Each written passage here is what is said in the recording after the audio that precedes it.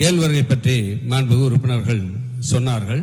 குறிப்பாக மாண்புமிகு முதலமைச்சருடைய அரசு பொறுப்பேற்ற முன்பு இன்னைக்கு கேழ்வரகுக்கு கடந்த காலத்தில் விவசாயிகள் இருந்து 26 ரூபாய் 27 ரூபாய்க்கு தான் வாங்கினாங்க. ஆனா மாண்புமிகு முதலமைச்சருடைய அரசு பொறுப்பேற்ற முன்பு இதுவரை தமிழ்நாட்டிலே 4311 டன் கேழ்வரகு கொள்முதல் செய்யப்பட்டு 2627 விவசாயிகளுக்கு 17 கோடி 30 லட்சம் ரூபாய் வழங்கப்பட்டிருக்கு.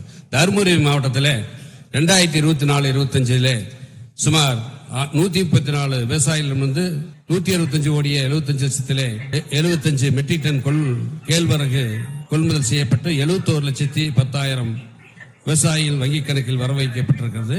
தருமபுரி, கிருஷ்ணகிரி, ஈரோடு மற்றும் சேலம் ஆகிய மாவட்டங்களில் 829 விவசாயிகள் வந்து 1908 மெட்ரிக் டன் கேழ்வரகு கொள்முதல் செய்யப்பட்டு 8 கோடியே 18,60,000 ரூபாய் விவசாயிகள் வங்கிக் கணக்கிலே வர வைக்கப்பட்டிருக்கிறது.